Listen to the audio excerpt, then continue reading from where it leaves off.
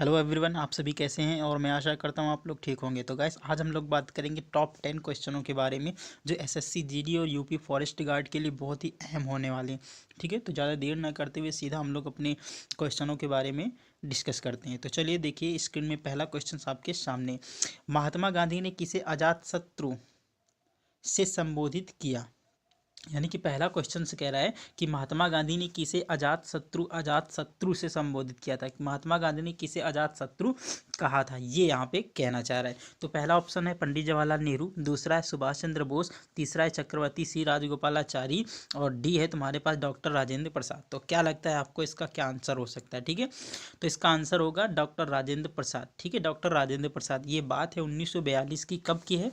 1942 की है। भारत में चल रहा था भारत छोड़ो आंदोलन। ठीक है, भारत छोड़ो आंदोलन चलाया जा रहा था और उसी समय 1942 में, कब? 1942 में महात्मा गांधी जी के द्वारा डॉक्टर राजेंद्र प्रसाद को अजात शत्रु की उपाधि दी गई थी। ठीक है, किसे अजात शत्रु की उपाधि दी गई थी, यानी कि डॉक्टर राजेंद्र प्रसाद इसका राइट आंसर हो जाएगा। अब हम लोग बात करेंगे कुछ महान व्यक्तियों को जिनको कौन कौन सी उपाधि से सम्मानित किया गया था, उनके बारे में हम लोग चर्चा करते हैं। तो पहली बात मैं यहाँ से बता दूं कि महात्मा गांधी को महात्मा की उपाधि से किसने सम्मानित किया था, तो रविंद्रनाथ टैगोर के द्वारा महात्मा की उपाधि दी गई थी 1917 में। कब? 1917 में, जब चंपारण सत्याग्रह गांधी जी के द्वारा चलाया गया था। ये चंपारण कहाँ पे? तो ये चंपारण है बिहार में। कहाँ पर है ये? बिहार में है। और बिहार में जो किसान थे उनकी मांगों को स्वीकार कराने के लिए पहली बार गांधी जी जो गए थे वो बिहार गए थे। एक्चुअली में 1916 का जो अधिवेशन हुआ था लखनऊ में, उसी अधिवेशन में ये प्रस्ताव पास किया गया था कि जो बिहार के किसान जो थे उनको अंग्रेजों के द्वारा पीड़ित किया जा रहा था, उनके खिलाफ सत्याग्रह आंदोलन चलाना है। और ये जिम्मेदारी सौंपी गई थी तुम्हारे महात्मा गांधी को। महात्मा गांधी जाते हैं चंपारण, और चंपारण जो किसान थे उनके समर्थन में करेंगे। और यहाँ से पहला गांधी जी के द्वारा पहला चलाया गया आंदोलन था, और इसी आंदोलन में गांधी जी क्या हो जाएंगे? विजेता हो जाएंगे। इसमें क्या किया गया था, जो अंग्रेज थे वो जबरदस्ती नील की खेती करवा रहे थे। किससे करवा रहे थे? तो बताओगे, भारतीय किसानों से। ठीक है, हालांकि वहाँ पे नील की खेती होती थी नहीं थी, लेकिन अंग्रेजों के द्वारा जबरदस्ती करवाया जा रहा था। दूसरी बात हम लोग बात करेंगे यहाँ पे, नेताजी सुभाष चंद्र बोस महात्मा गांधी को राष्ट्रपिता नाम से संबोधित करते थे। यानी कि यहाँ पे कह देंगे कि नेताजी सुभाष चंद्र बोस जो है महात्मा गांधी को राष्ट्रपिता के नाम से पुकारते थे। ठीक है, हालांकि इन दोनों में कभी आपस में पटी नहीं। दूसरी बात, ये जो नेताजी शब्द है ना, ये इनको हिटलर ने दिया था। किससे? नेताजी ने, यानी हिटलर ने नेताजी सुभाष चंद्र बोस को नेताजी कहा था। यानी कि नेताजी की उपाधि सुभाष चंद्र बोस को हिटलर के द्वारा दी गई थी। हिटलर वही है जो 1939 से लेके 1945 तक द्वितीय विश्व युद्ध में जर्मनी का क्या करता है? नेतृत्व करता है। ठीक है, और इसी के द्वारा ही सेकेंड वर्ल्ड वॉर की शुरुआत की गई थी, यानी कि हिटलर के द्वारा। अब हम लोग बढ़ते हैं नेक्स्ट क्वेश्चन की। प्रश्न नंबर 2 है यहाँ से, अणुव्रत सिद्धांत का प्रतिपादक कौन था। यानी कि जो अणुव्रत का सिद्धांत था वो किस धर्म के द्वारा दिया गया था। तो यहाँ पे हो जाएगा बौद्ध धर्म, जैन धर्म, भागवत धर्म या फिर अजीवक धर्म। तो इसका राइट आंसर हो जाएगा जैन धर्म। ठीक है, जैन धर्म जो था वो अणुव्रत सिद्धांत था। देखो, अणुव्रत जो थे ना वो जैन धर्म से संबंधित थे, और इसमें जो पांच महाव्रत दिए गए थे जैन धर्म के द्वारा, उसी के बारे में यहाँ पे डिस्कशन किया गया है। ठीक है, उसी को अणुव्रत की संज्ञा दी जाती है। सबसे पहले तो हम लोग बात कर लें, जैन धर्म के 5 महाव्रतों को ही जैन धर्म में अणुव्रत का सिद्धांत कहा जाता है। उनमें पांच महाव्रत कौन थे? सबसे पहला था सत्य, दूसरा अहिंसा, तीसरा आस्तेय, चौथा था अपरिग्रह और पांचवा था ब्रह्मचर्य। ठीक, कौन कौन से हो जाएंगे? सत्य, अहिंसा, अस्तेय, अपरिग्रह और ब्रह्मचर्य। ये 5 महाव्रत थे जैन धर्म के, और इन्हें ही अणुव्रत कहा जाता है। अभी यूपी SSC पेट की क्वेश्चन में आया था कि निम्नलिखित में से कौन जैन धर्म का प्रमुख कर्तव्य था। तो उसमें क्या था? उसमें अहिंसा आंसर था। तो अहिंसा इसका क्या हो जाएगा? राइट आंसर हो जाएगा। तो जैन धर्म के पहले तीर्थंकर के बारे में अगर हम लोग बात करें तो पहले तीर्थंकर कौन थे? तो ऋषभ देव पहले तीर्थंकर थे।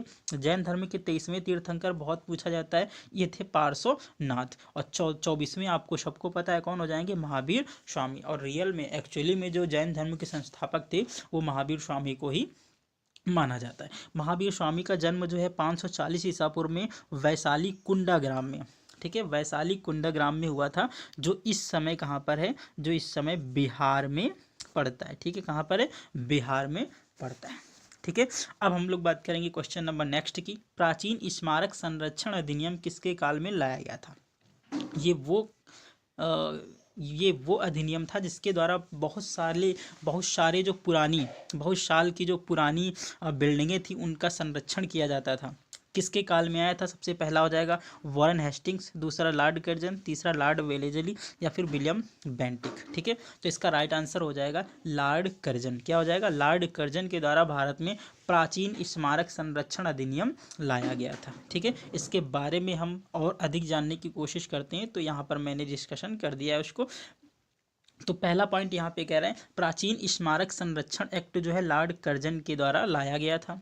प्राचीन स्मारक संरक्षण अधिनियम 1904 में लाया गया था, ठीक है। और ये लॉर्ड जो कर्जन है ना, इसी के द्वारा भारत में बंगाल का विभाजन किया जाएगा। यानी कि बंगाल विभाजन भी कब होगा, तो आप लोग बताओगे बंगाल विभाजन, ठीक है, बंगाल विभाजन जो है वो 1905 में होगा, ठीक है। तो कौन कराएगा, लॉर्ड कर्जन करवाएगा, और उसी के द्वारा स्मारक संरक्षण एक्ट लाया गया था 1904 में। प्राचीन स्मारक संरक्षण एक्ट के द्वारा पुरातत्व सर्वेक्षण का महत्व एवं संरक्षण को बढ़ावा मिला। भारतीय पुरातत्व सर्वेक्षण विभाग की स्थापना 1861 में की गई थी। यानी कि भारतीय पुरातत्व सर्वेक्षण विभाग की स्थापना 1861 में की जाती है। प्राचीन एवं ऐतिहासिक स्मारक और पुरातत्व स्थल अवशेष एक्ट 1951 में लाया गया था, ठीक है। तो चलिए नेक्स्ट क्वेश्चन की हम लोग बात करेंगे। चौथा क्वेश्चन लिखा हुआ है मनुष्य के शरीर में ताप नियंत्रण केंद्र कहाँ स्थित होता है। बड़ा अहम क्वेश्चन है ये, ठीक है। तो इसका आंसर क्या हो जाएगा, आप लोग कमेंट बॉक्स में इसका टाइप कर दीजिएगा। और पहला ऑप्शन इसका लिखा है पिट्यूटरी, क्या लिखा हुआ है, पिट्यूटरी ग्रंथि, दूसरा सेरिबेलम, तीसरा हाइपोथैलेमस और चौथा हो जाएगा फेफड़ा। तो इसका राइट आंसर क्या हो जाएगा, हाइपोथैलेमस इसका करेक्ट आंसर हो जाएगा, ठीक है। एक्चुअली में हाइपोथैलेमस जो होता है ना, इसको क्या कहा जाता है, इसको सुपर मास्टर ग्रंथि कहा जाता है। क्या कहा जाता है इसे, तो इसे कहते हैं कि सुपर मास्टर ग्रंथि, सुपर मास्टर ग्रंथि के नाम से इसे जानते हैं। और मास्टर ग्रंथि के नाम से किसे जानते हैं, तो मास्टर ग्रंथि के नाम से पीयूष ग्रंथि को जानते हैं, ठीक है। पीयूष ग्रंथि को मास्टर ग्रंथि के नाम से जानेंगे और सुपर मास्टर ग्रंथि किसके नाम से जानेंगे, सुपर मास्टर को हाइपोथैलेमस को कहते हैं, ठीक है। इसके बाद हम लोग बात करेंगे इसका निचोड़ क्वेश्चन का है वो मैंने आगे रखा हुआ है, ठीक है। तो हाइपोथैलेमस शरीर के तापमान विनियमन प्रणाली के अन्य भागों जैसे पसीने की ग्रंथियों, लाल रक्त नलिकाओं, त्वचा के साथ शरीर को ताप को भी नियंत्रण करती है। यानी कि हम कह सकते हैं कि जो हाइपोथैलेमस है वो भूख, ठीक है, भूख, प्यास, पसीना, रक्त नलिकाओं, त्वचा के साथ शरीर को भी क्या करती है, शरीर को भी नियंत्रित करती है। इसके बाद हाइपोथैलेमस मस्तिष्क के मध्यवर्ती भाग में पाया जाता है। इसको मैं अभी 3D एनिमेशन के तहत इसको मैं पूरा का पूरा कवर करने वाला हूँ कि कैसे कैसे ये काम करता है। हाइपोथैलेमस शरीर के तापमान के साथ दैहिक कार्य यानी कि जठरांग संबंधी मार्ग के विनियमन का भी कार्य करता है। इसका सबसे महत्वपूर्ण कार्य पीयूष ग्रंथि के माध्यम से तंत्रिका तंत्र को अंतःस्रावी तंत्र से जोड़ना होता है, समझे। तो इसका अगर मुख्य कार्य हम लोग बात करेंगे तो सबसे पहले यहाँ पे देखिए, सबसे पहले यहाँ पर सुपर मास्टर ग्रंथि होती है, इसके बाद मास्टर ग्रंथि होती है और मास्टर ग्रंथियों के बाद बहुत सारी ग्रंथियाँ होती हैं जो इसको क्या करती हैं, नियंत्रित करती हैं। तो सारी ग्रंथियों को कौन नियंत्रित करेगा, पीयूष ग्रंथि करेगी, और पीयूष ग्रंथि को भी कौन नियंत्रित करेगा, तो सुपर मास्टर ग्रंथि करेगी, यानी कि हाइपोथैलेमस करेगी। तो हाइपोथैलेमस जो है सारी ग्रंथियों को किससे निगमन करवाती है, तो बताओगे तुम पीयूष ग्रंथि से। इसके बाद ये देखिए 3D एनिमेशन के थ्रू मैं यहाँ पे समझाने की कोशिश करूँगा कि मैंने कहा था मस्तिष्क के 3 पार्ट होते हैं। जो हमारा मस्तिष्क है, मनुष्य का मस्तिष्क होता है, उसके 3 पार्ट होते हैं। ये पहला वाला आपको जो दिख रहा है तो ये है मेडुला ऑब्लंगेटा। कौन सा है, मेडुला ऑब्लंगेटा। और ये वाला जो आपको दूसरा वाला भाग दिख रहा है, ये जो मध्यवर्ती भाग होता है, इसी को कहते हैं कि हाइपोथैलेमस। क्या कहते हैं इसको हाइपोथैलेमस कहते हैं। और नीचे वाला ये जो भाग पूरा आपको यहाँ से दिख रहा है, ये वाला, ये सेरिब्रल हेमिस्फीयर, ठीक है। क्या है, सेरिब्रल हेमिस्फीयर, ठीक है। तो ये वाला जो भाग है, ये हाइपोथैलेमस है और इसी के द्वारा शरीर का ताप, रक्त नलिकाएं सारी की सारी इसी के द्वारा नियंत्रित की जाती हैं। और ये सबसे पहले अपनी संवेदनाएं किसको व्यक्त करेगा, तो ये पीयूष ग्रंथि को व्यक्त करेगा। और इसके बाद पीयूष ग्रंथि जो है वो सभी क्रियाओं को क्या करेगी, संचालित करेगी अन्य कोशिकाओं के मदद से। ठीक है, तो चलिए आगे बढ़ते हैं हम लोग। हाइपोथैलेमस ग्रंथि यह एक होती है, यह सभी ग्रंथियों की मास्टर है। ठीक है, समझना यहाँ पे, यह सभी ग्रंथियों की क्या है, मास्टर है। ठीक है, यह सभी ग्रंथियों की मास्टर है।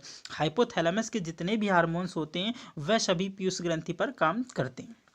यानी कि ये कह रहा है कि हाइपोथैलेमस के जितने भी हार्मोन्स होते हैं वो सभी के सभी डायरेक्ट किस पे काम करेंगे, पीयूष ग्रंथि पर करेंगे। वो डायरेक्ट किसी अन्य ग्रंथियों पर कार्य नहीं करेंगे, वो सीधा करेंगे पीयूष ग्रंथि पर। और पीयूष ग्रंथि हाइपोथैलेमस के अनुसार काम करेगी। ये सारी की सारी बातें जो है पीयूष ग्रंथि की ही मानेगी और किसी की बातें स्वीकार नहीं करेगी। और जब उसकी बातें मानेगी तो जो हाइपोथैलेमस कहेगा वो सारी की सारी बातें यही अपना कवर कर लेगी। हाइपोथैलेमस ग्रंथि ना तो ऐच्छिक है और ना ही अनैच्छिक। देखा, हाइपोथैलेमस जो है ये ना तो ऐच्छिक ग्रंथि है और ना ही अनैच्छिक ग्रंथि है। ये बीच की क्रियाओं को नियंत्रित करता है। जैसे जैसे भूख हो गया, प्यास हो गया, भावनाएं हो गया, तापमान हो गया। और इस ग्रंथि को यानी कि हाइपोथैलेमस को मन भी कहते हैं। क्या कहते हैं इसको, इसको तो मन भी कह सकते हैं हम लोग। ठीक है, इसको मन भी कहते हैं। ठीक है, मन का मतलब जानते हो ना, मन क्या कहता है, मन कहता कुछ और है, हम करते कुछ और हैं। ठीक है, तो यही सारी बातें क्या कहता है, उसको हम हाइपोथैलेमस कहते हैं। एक्चुअली में इसको हम मन भी कह सकते हैं। ये क्या करता है, तो ये भूख, प्यास, भावनाएं, तापमान इत्यादि को नियंत्रित करता है, जिसे मन भी कहते हैं। इसके बाद मैं एक बात आपको बता दूं कि एक ऐसे व्यक्ति थे जिन्होंने अपने हाइपोथैलेमस को कंट्रोल कर लिया था। और हाइपोथैलेमस को कंट्रोल किया जा सकता है, बिल्कुल किया जा सकता है। हाइपोथैलेमस को अगर जो व्यक्ति कंट्रोल कर लेगा वो अपने मन को कंट्रोल कर लेगा। और जो व्यक्ति अपने मन को कंट्रोल कर लेगा वो दुनिया में कभी उदास नहीं होगा। बुद्ध ने भी कहा था कि अगर मन को आप कंट्रोल कर लो तो दुनिया में आपको मोक्ष प्राप्त हो जाएगा। यानी कि मन जो है ना, यही सारी भावनाएं, संवेदनाएं, ताप, भूख, प्यास सब किसके द्वारा आता है, हाइपोथैलेमस के द्वारा आता है। इसे हम मन कहते हैं। एक मैं आपको बात बता दूं, एक एक बाबा थे जिनको चुंडी वाले माता जी के नाम से जाना जाता है, जो गुजरात में रहते थे, जिनका नाम एक्चुअली में प्रहलाद जानी है। ठीक है, प्रहलाद जानी है। इनका जो निधन है वो 91 वर्ष की आयु में हो गया। 91 वर्ष की आयु में इनका निधन हुआ है और 2020 में इनकी मृत्यु हुई है। ठीक है, 2020 में इनकी मृत्यु हुई है। और इनका दावा था कि 79 सालों से इन्होंने कुछ भी खाया पिया नहीं था। इन्होंने खाने पीने का त्याग कर दिया था। यानी कि 79 वर्षों से इन्होंने कुछ भी खाया पिया नहीं था। इनका नाम था प्रहलाद जानी और 91 वर्ष की आयु में 2020 में इनका निधन हो गया है। ठीक है, अब अच्छा, जब दावा किया गया तो बहुत सारे वैज्ञानिकों ने कहा, उनको पता चला तो उन्होंने कहा कि हम ऐसे दावा तो मानेंगे नहीं, क्योंकि वैज्ञानिक जो है ऐसे बातों को मानते नहीं, जैसे हम लोग मान लेते हैं व्हाट्सअप यूनिवर्सिटी, और झूठ फैलाने वालों की बातों को हम तुरंत कवर कर लेते हैं और वही शेयर करते रहते हैं। लेकिन वैज्ञानिक जो होते हैं वो वैज्ञानिक तर्क निकालते हैं। तो इन्होंने क्या किया, अहमदाबाद के एक अस्पताल में इनको 20 दिन कवर किया और 20 दिन इनको देखा। और 20 दिन में इन्होंने जब इनको निरीक्षण किया गया तो इन्होंने कुछ भी ना तो खाया ना तो पिया, यहाँ तक कि वो ना तो बाथरूम गए ना ही फ्रेश होने गए। इतने बड़े इनका परीक्षण किया गया। ठीक है, यानी कि 79 वर्षों से इन्होंने कुछ भी खाया नहीं था। मैं इनके बारे में अगर यहाँ पे बात करना चाहूँ तो सही रहेगा। अहमदाबाद में 2010 में 22 अप्रैल 6 मई तक यानी 15 दिन तक प्रहलाद जानी को स्टर्लिंग अस्पताल में रखा गया, जिसमें defence institute of physiology and applied sciences के निर्देशक डॉक्टर एडी इलावगान न्यूरोलॉजिस्ट थे, जो सुधीर शाह, डॉक्टर उर्मान और परम चिकित्सक और मधुमेह विशेषज्ञ हिमांशु पटेल जो नेफ्रोलॉजिस्ट थे, जैसे लोगों ने उनका परीक्षण किया। इस जांच के दौरान प्रहलाद जानी लगातार 24 घंटे सीसीटीवी कैमरे में रहे और व्यक्तिगत तौर पर इन्हें सुपरविजन भी किया गया। अल्ट्रासाउंड, एक्सरे किया गया, साथ ही उन पर क्लिनिक बायोकेमिकल्स और रेडियोलॉजिकल परीक्षण भी किए गए। जांच के दौरान प्रहलाद जानी ने एक भी बार ना तो कुछ खाया और ना ही पिया, ना इस दौरान उन्होंने मूत्र त्याग किया। तो समझ सकते हैं एक ऐसा व्यक्ति जिसने 79 वर्षों से कुछ भी खाया पिया नहीं था। और ये कहते थे कि जब मैं 11 वर्ष का था तो मुझे माता जी का दर्शन मिला था और माता जी के दर्शन के बाद मैं जंगलों में चला गया, उसके बाद मैंने खाना पीना छोड़ दिया था, उसके बाद मैंने कभी कुछ नहीं खाया। ये इनका दावा था, और दावा को जब जांच की गई तो पता चला कि ये व्यक्ति पूरी तरह से सही है। इसका मतलब हाइपोथैलेमस को कंट्रोल किया जा सकता है, वैज्ञानिकों ने ये पुष्ट कर दिया। अच्छा, पांचवा क्वेश्चन के बारे में अगर हम लोग बात करेंगे, छठी संविधान की छठी अनुसूची के प्रावधान किस राज्य में लागू नहीं होते हैं। ठीक है, संविधान में जो छठी अनुसूची है, इस प्रावधान जो प्रावधान था छठी अनुसूची में, वो किस राज्य में लागू नहीं होते हैं, जो नीचे दिए गए हैं। ऑप्शन से पढ़िए आप लोग। सबसे पहला त्रिपुरा, दूसरा असम, तीसरा मिजोरम और चौथा नागालैंड। ठीक है, तो इसका राइट आंसर हो जाएगा नागालैंड। जितने भी छठी अनुसूची में प्रावधान हैं वो कौन कौन से राज्यों में है, तो त्रिपुरा हो गया, मिजोरम हो गया, असम हो गया, और एक यहाँ पे और राज्य लिख लीजिए, उसका नाम है मेघालय। ठीक है, जो मेघालय राज्य है उस पर भी छठी अनुसूची के प्रावधान लागू नहीं होते हैं। तो 4 राज्य थे, त्रिपुरा, असम, मिजोरम और मेघालय। जबकि नागालैंड जो था इस पे कोई भी प्रावधान लागू नहीं होते हैं। समझे। अब मैं अनुसूचियों के बारे में अगर बात कर लूँ तो ज़्यादा बढ़िया रहेगा। संविधान की छठी अनुसूची के आधार पर नागालैंड के लिए कोई विशेष संवैधानिक प्रावधान का उल्लेख नहीं है। छठी अनुसूची में असम, मेघालय, त्रिपुरा और मिजोरम राज्यों की जनजातीय क्षेत्रों के प्रशासन के बारे में उपबंध दिया गया है। संविधान की छठी अनुसूची अनुच्छेद 244 का 2 और अनुच्छेद 275 का 1, जो संविधान संशोधन अधिनियम 1969 का अधिनियम 2003 द्वारा परंतु अंतःस्थापित किया गया है। दूसरा, अब हम लोग अनुसूचियों की बात कर लेते हैं। पहली अनुसूची और दूसरी अनुसूची, तीसरी अनुसूची क्या क्या था। एक्चुअली में जब संविधान बना था उस समय भारत के संविधान में 8 अनुसूचियों को शामिल किया गया था। कितनी अनुसूचियां थी? 8 अनुसूचियां थी। लेकिन वर्तमान में भारत के संविधान में 12 अनुसूचियों को शामिल किया गया है। तो पहली अनुसूची कौन कौन सी थी, मैं सबके बारे में बात करूंगा। ठीक है, तो पहली अनुसूची के बारे में अगर हम लोग बात करेंगे यहाँ से, तो पहली अनुसूची में दिया गया है भारत का जो संघ क्षेत्र है, संघ और उसका राज्य क्षेत्र, संघ और उसका राज्य क्षेत्र, यानी कि राज्य जो है तुम्हारे 28 हो जाएंगे, और संघ क्षेत्र यानी कि जो केंद्र शासित प्रदेश हैं वो तुम्हारे कितनी हो जाएंगे, तो वो हो जाएंगे 8। ठीक है, यानी कि टोटल मिला के कितने हो गए, टोटल मिला के 36 हैं। ठीक है, तो भारत की पहली अनुसूची में पहले अनुच्छेद में, ठीक है, और पहले भाग में, तीनों में एक बात कही गई है, भारत का संघ एवं उसका राज्य क्षेत्र। ठीक है, तो ये याद हो सकता है आपको, हो सकता है। दूसरी अनुसूची में वेतन एवं भत्ते एवं पेंशनों का जिक्र किया गया है। तीसरी अनुसूची की बात करें तो शपथ और उससे संबंधित जो उल्लेख हैं वो तीसरी संबंधी में व्यक्त किए गए हैं। चौथी अनुसूची की अगर हम लोग बात करेंगे तो राज्यसभा सीटों का बंटवारा किस हिसाब से होगा, किस राज्य में कितनी सीटें होंगी, कहाँ कहाँ पर किसको आरक्षित किया गया, ये सारी बातें राज्यसभा मतलब संविधान की चौथी अनुसूची में उल्लेखित किया गया है। पांचवी अनुसूची में जनजातीय क्षेत्रों, अनुसूचित जाति और अनुसूचित जनजाति क्षेत्रों के प्रावधान का उल्लेख किया गया है।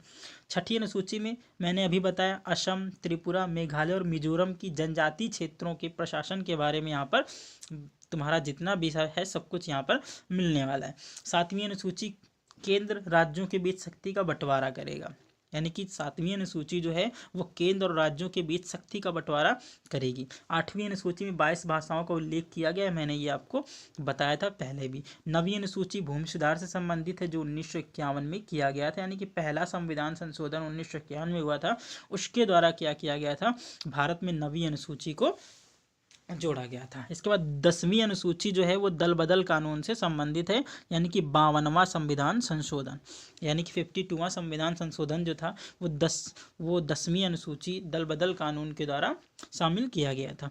11वीं अनुसूची में पंचायतों का प्रावधान है, और जबकि 12वीं अनुसूची में नगर निकाय का प्रावधान किया गया। तो मैंने बताया 8 पहले थी और 4 बाद में जोड़ा गया। 4 कौन कौन सी थी, तो मैं बताया 9, 10, 11 और 12। 9वीं भूमि सुधार, 10वीं दल बदल, 11वीं ग्राम पंचायत और 12वीं नगर पंचायत। ठीक है, याद हो जाएगा। ओके, अब हम लोग बात करेंगे प्रश्न नंबर 6 की। किसने अकबर के पूर्व तानसेन को संरक्षण दिया था? तो पहला ऑप्शन हो जाएगा यहाँ पे रीवा के राजा रामचंद्र सिंह, दूसरा जाट राजा सूरजमल, तीसरा सवाई राजा जयसिंह और चौथा हुमायूं। तो यहाँ से राइट आंसर क्या होने वाला है आप लोग कमेंट बॉक्स में टाइप करिए। मैं समय दे रहा हूँ 5 सेकंड का।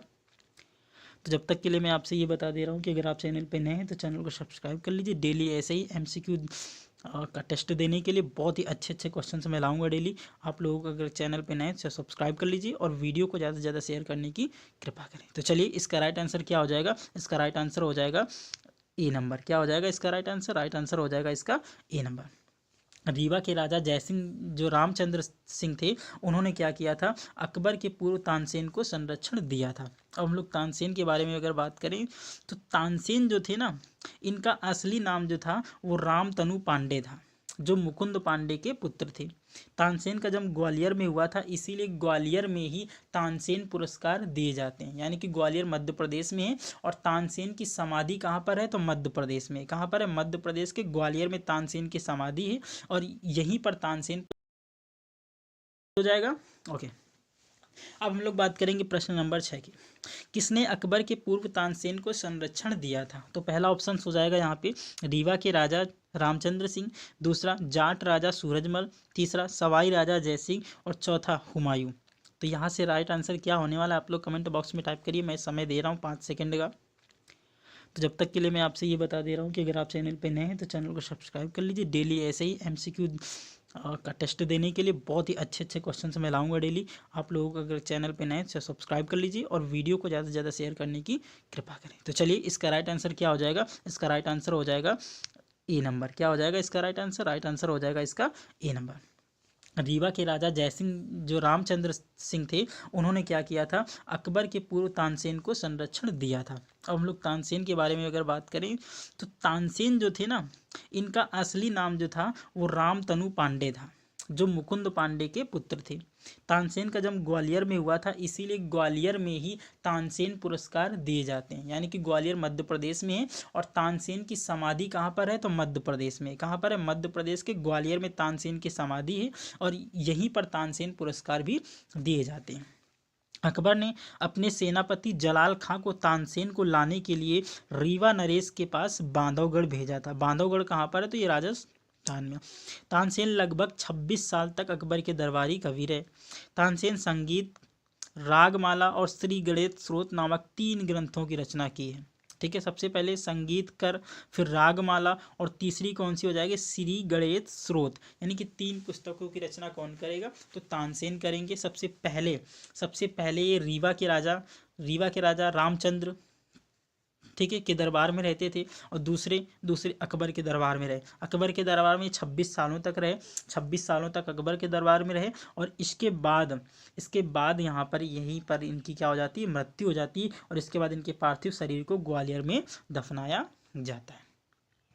क्वेश्चन नंबर 7 देख लेते हैं हम लोग। जयसिंह द्वितीय को सवाई की उपाधि किसने दी थी? औरंगजेब, अकबर, जहांगीर या बाबर? जल्दी से कमेंट बॉक्स में टाइप करिए आप लोग। क्या हो जाएगा इसका राइट आंसर? तो इसका राइट आंसर होने वाला है औरंगजेब। क्या हो जाएगा? इसका राइट आंसर हो जाएगा औरंगजेब। तो औरंगजेब ने क्या किया था? जयसिंह को यानी कि जयसिंह को सवाई की उपाधि से सम्मानित किया था। ठीक है, इसके बारे में अगर हम महत्वपूर्ण बिंदु देख लें तो औरंगजेब ने जयसिंह द्वितीय को सवाई की उपाधि दी थी। सवाई राजा जयसिंह का जन्म 1688 में राजस्थान के आमेर में हुआ था। राजस्थान में आमेर है, वहाँ पर इनका जन्म 1688 में हुआ था, जिसका प्रतीकात्मक अर्थ है कि वे अपने समकालीन सवाथा बुद्धिमान एवं वीर थे। अपने समकालीनों से सबसे ज़्यादा बुद्धिमान एवं वीर कौन थे? तो सवाई जयसिंह। जयसिंह ने 1727 में आमेर से दक्षिण में सुव्यवस्थित शिल्प शास्त्र के सिद्धांत के आधार पर जयपुर नामक शहर की स्थापना की थी। तो बहुत बार एग्जाम में पूछा जाता है कि जयपुर जो है, ठीक है, जयपुर जो है इसकी स्थापना कौन करेगा? तो इसकी स्थापना कौन करेंगे? तुम्हारे सवाई जयसिंह करेंगे। ठीक है, कौन करेगा? सवाई जयसिंह इसकी स्थापना करेंगे। किसकी? जयपुर की। ठीक है, जयपुर की स्थापना सवाई जयसिंह करेंगे। और इसके साथ ही हम लोग ये भी देख लेते हैं कि जयसिंह ने 5 वेधशालाओं का निर्माण किया था। कितनी? 5 वेधशालाओं का निर्माण कौन करेगा? तो जयसिंह करेंगे। कौन? 5 वेधशाला। 5 वेधशाला कहाँ कहाँ पर स्थित थी? तो मैं यहाँ पर बता रहा हूँ। सबसे पहली काशी में थी, दूसरी दिल्ली में थी, तीसरी उज्जैन में थी, चौथी मथुरा में थी और 5वीं जयपुर में थी। तो एक जयपुर में भी वेधशाला है, उसका निर्माण भी कौन करेगा? सवाई जयसिंह करेंगे। ठीक है, अब क्वेश्चन नंबर नेक्स्ट की बात करेंगे। डिस्कवरी ऑफ इंडिया पुस्तक को किसके द्वारा लिखा गया था? तो डॉक्टर भीमराव अम्बेडकर, डॉक्टर राजेंद्र प्रसाद, पंडित जवाहरलाल नेहरू और महात्मा गांधी।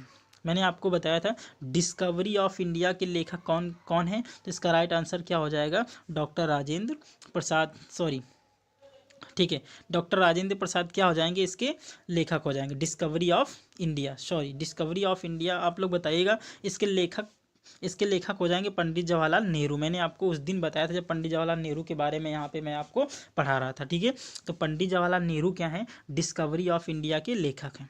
भीमराव अम्बेडकर ने एक पत्रिका लिखी थी जिसका नाम था मूक नायक, ठीक है, क्या नाम था इनका, मूक नायक पत्रिका इन्हीं के द्वारा लिखी जा रही थी। और डॉक्टर राजेंद्र प्रसाद की अगर बात करेंगे तो इंडिया डिवाइडेड पुस्तक किसकी है, तो डॉक्टर राजेंद्र प्रसाद की है। और महात्मा गांधी की एक आत्मकथा का नाम आप लोग याद रखना, सत्य के साथ मेरे प्रयोग, सत्य के साथ मेरे प्रयोग नामक पुस्तक किसके द्वारा लिखी गई थी, तो महात्मा गांधी के द्वारा लिखी गई थी। प्रश्न नंबर 9 की बात करें तो नागार्जुन सागर परियोजना निम्नलिखित में से किस नदी पर स्थित है।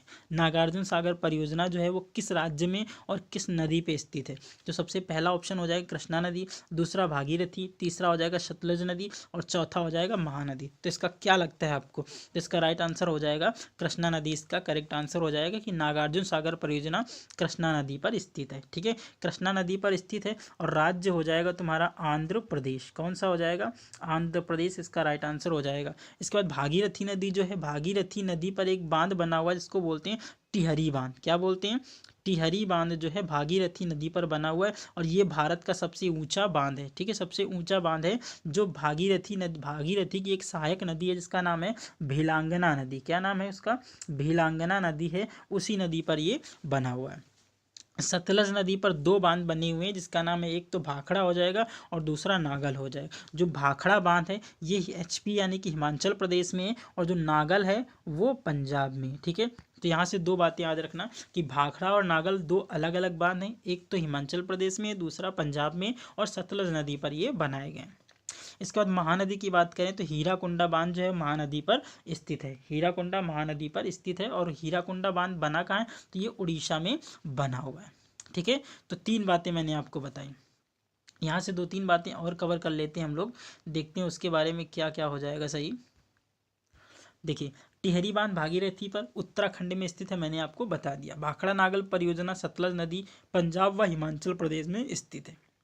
हीराकुंडा बांध महानदी उड़ीसा में स्थित है। सलाल परियोजना जो है वो चिनाब नदी पर स्थित है यानी कि जम्मू कश्मीर में, ठीक है, कहाँ पर, जम्मू कश्मीर में।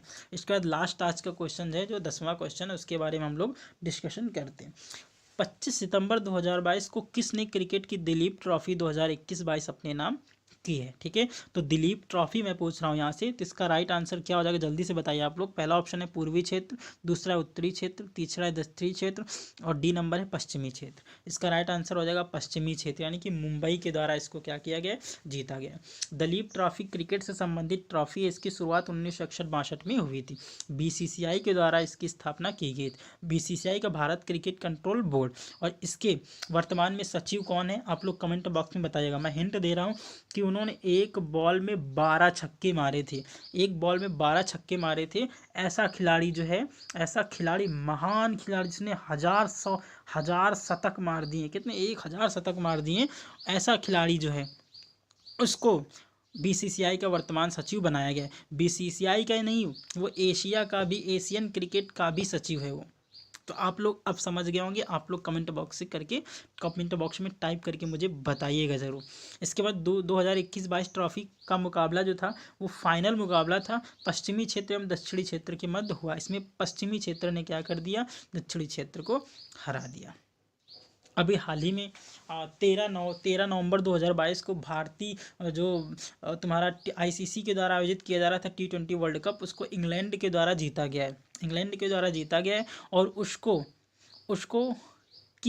उसने किसको हराया है, तो बताओगे, पाकिस्तान को उसने क्या कर दिया है, हरा दिया है, ठीक है, पाकिस्तान को उसने हरा दिया है। और पाकिस्तान इसमें उपविजेता रहा है, ठीक है, पाकिस्तान इसमें क्या रहा है, तो पाकिस्तान इसमें उपविजेता रहा है, पाकिस्तान इसमें उपविजेता रहा है, ठीक है, पाकिस्तान उपविजेता रहा है। और विजेता कौन रहा है, तो इंग्लैंड विजेता रहा। 2019 2019 में वनडे वर्ल्ड कप हुआ था, उसको भी किसके द्वारा जीता गया था, तो इंग्लैंड के द्वारा जीता गया था। भारत इसमें सेमीफाइनल में हार करके बाहर हो गया T20 वर्ल्ड कप 2022 में। ठीक है, तो आज के क्वेश्चंस इतने ही थे। आज के क्वेश्चंस कैसे लगे आप लोग कमेंट बॉक्स में टाइप करके मुझे बताइएगा ज़रूर। ठीक है, तो मिलते हैं नेक्स्ट वीडियो के साथ नेक्स्ट दिन, तब तक के लिए बाय, टेक केयर।